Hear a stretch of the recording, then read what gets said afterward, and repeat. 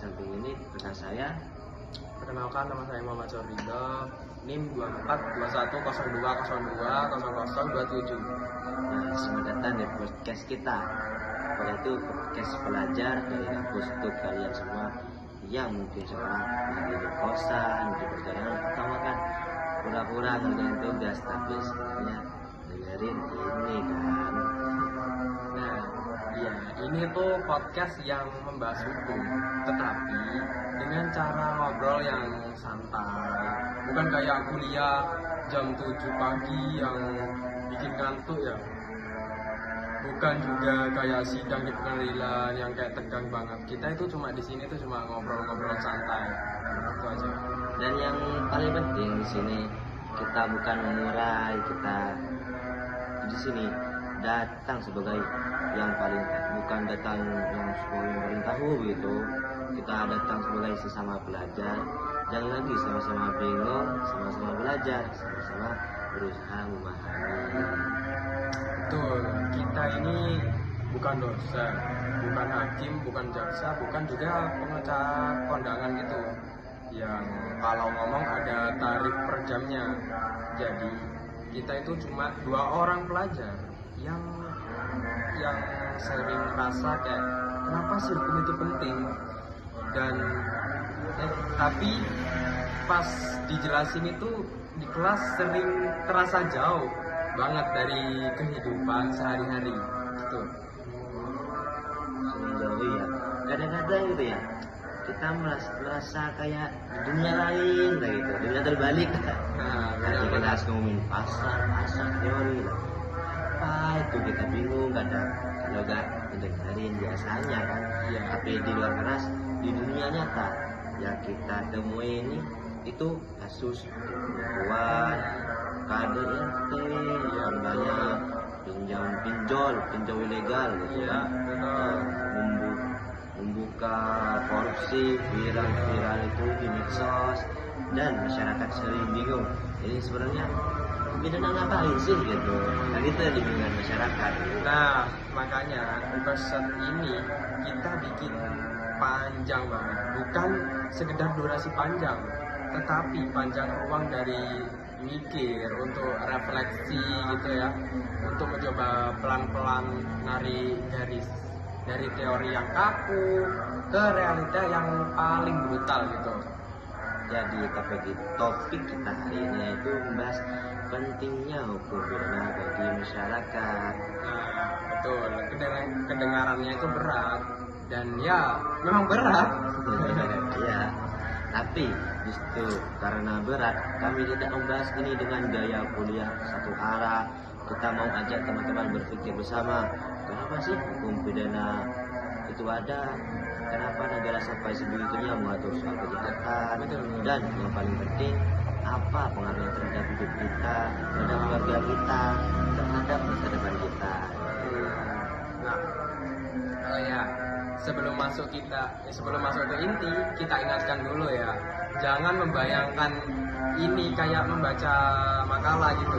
Tengah-tengah nanti kalau kamu ngerasa ini kayaknya berulang, ya memangnya sengaja, karena kadang-kadang hal penting itu perlu diulang dari sudut pandang yang berbeda agar benar-benar diangkut oleh kepala kita gitu.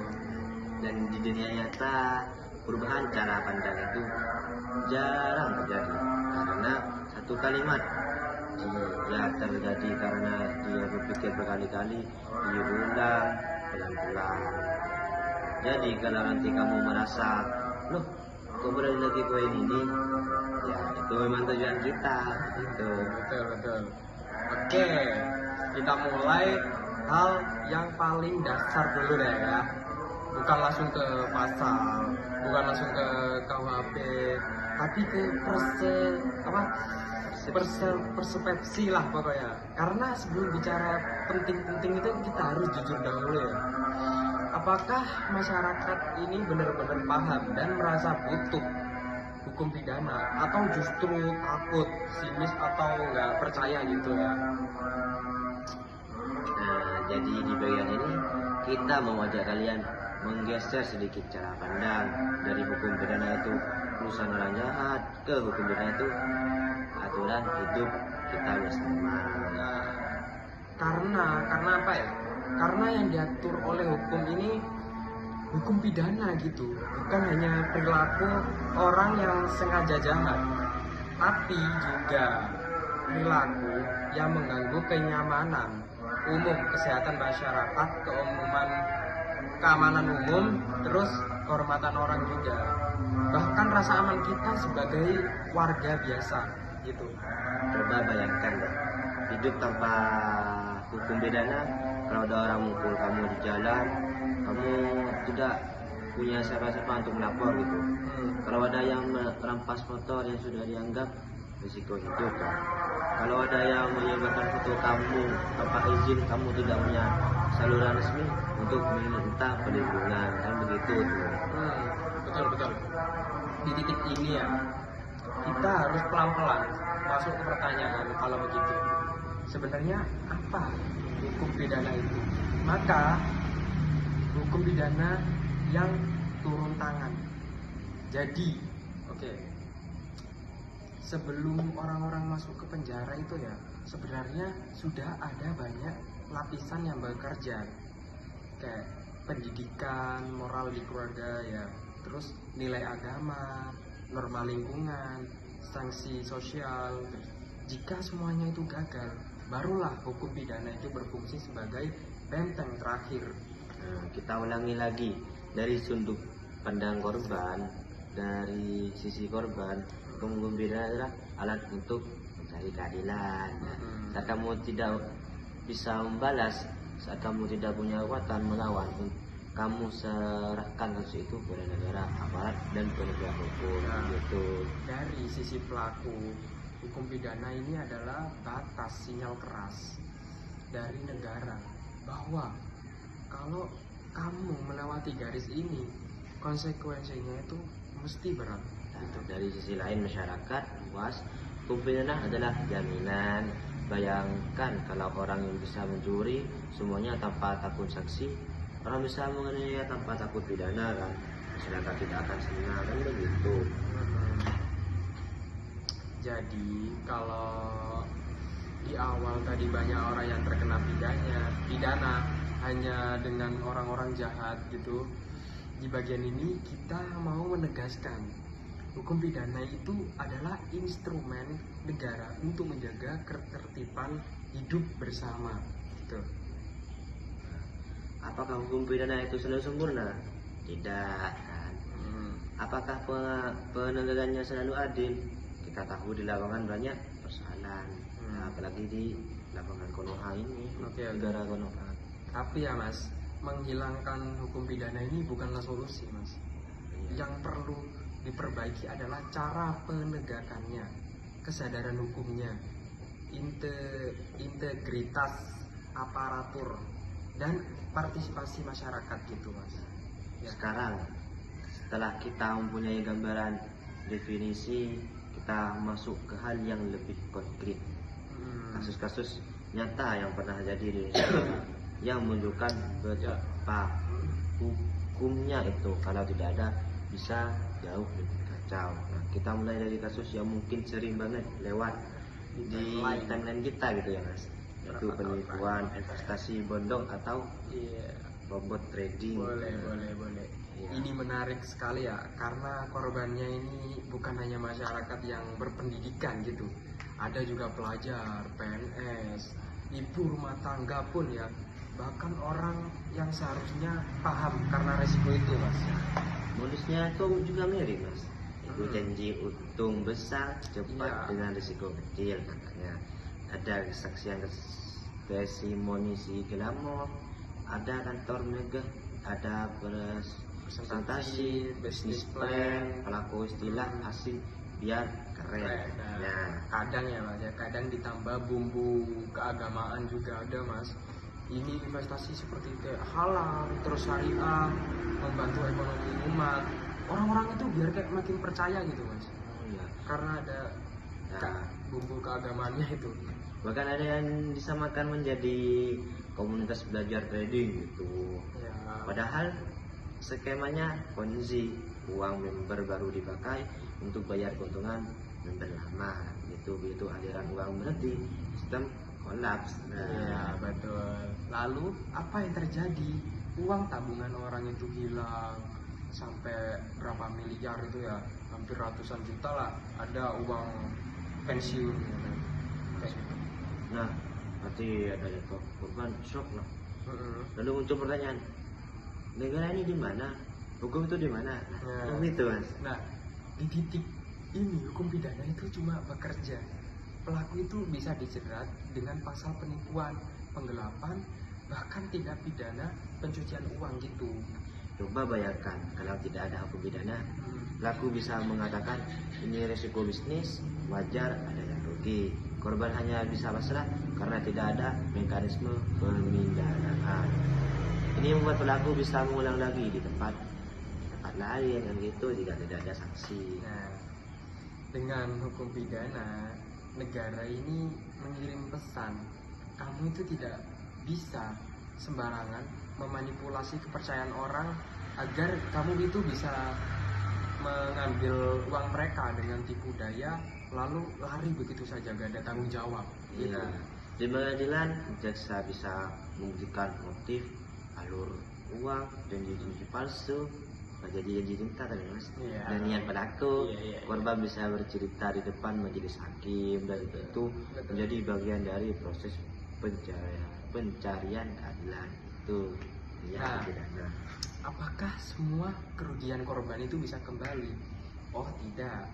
Kadang-kadang itu kerugian materi ini sulit dirasakan gitu.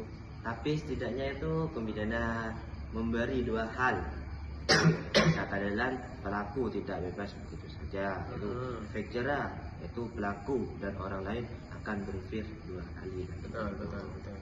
Sekarang coba deh tarik ke diri kita sebagai mahasiswa atau pelajar ya di sana ya. Kita itu sering diajak investasi ini itu ya, ikut bisnis online tanpa izin yang jelas, bahkan jadi affiliate tanpa tahu badan hukumnya itu apa gitu ya. Kalau kita tidak paham tentang hukum pidana, kita tidak bisa tanpa sadar terlibat dalam skema yang melanggar hukum gitu.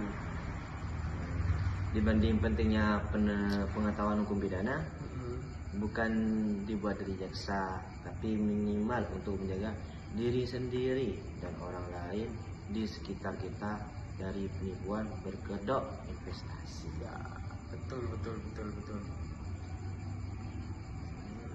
Dan ini baru satu jenis kasus dan masih banyak banget yang lain-lain. Sekarang kita masuk pada fenomena hakim utama sendiri. Nah, ini fenomena yang sering banget muncul di berita ya. Ada seseorang diteriaki maling gitu ya, dikeroyok massal, dipukul, dilempar, bahkan dibakar. Belakangan baru diketahui itu salah sasaran orang yang bukan pelaku, hanya kebetulan berada di tempat yang salah pada waktu yang salah. Nah, Betul. itu kan. Atau bahkan jika pun benar pelaku itu, pertanyaannya ya, apakah masa ini berhak mengambil alih tugas negara untuk menghukum gitu mas? Nah, di dalam hukum pidana ini tegas mengatakan yang menghukum adalah negara, bukan massa. Nah, itu Betul. ada proses yaitu penyidikan, penghentianan, persidangan, baru kemudian vonis. Panjang itu. Iya mas. Tidak meromot besar. Jadi masa ini kan sering kali kayak misal ada maling gitu ya mas, ada maling langsung digebukin gitu, kayak main hakim sendiri gitu lah pokoknya, main hakim sendiri tanpa proses atau karena apa gitu ya, biarkan. Kita ini hidup di negara hukum, bukan hidup di negara rimba. Iya, bukan hukum rimba lah gitu. Iya. Ya bukan hidup di hukum rimba, ya di hutan. Benar. Coba bayangkan kalau setiap orang dapat menghukum dengan emosinya sendiri. Ada yang jelek lalu dipukul, ada yang curiga lalu dibakar, ada yang tidak suka lalu menganiaya. Tidak ada standar, tidak ada kepastian. Kan itu, Mas. Hukum pidana ini di sini hadir bukan karena hanya untuk menghukum pencuri, tapi juga menghukum orang-orang yang melakukan kegagalan terhadap pelaku tak terduga jika tindakan mereka itu melalui batas padahal. Karena seringkali mereka itu kayak menghakimi seseorang itu sendiri tanpa dia melihat konsekuensinya ke depannya itu apa gitu. Iya. Ini menunjukkan satu hal penting. Rasa marah terhadap kejahatan itu wajar, tapi cara menyampaikan kemarahan itu harus tetap dalam koordinat hukum, koridor hukum gitu. Kalau kita setuju dengan hakim utama sendiri gitu ya, besok atau lusa bisa saja kita atau keluarga kita yang menjadi korban salah sasaran itu. Nah, kan bisa jadi begitu, Mas.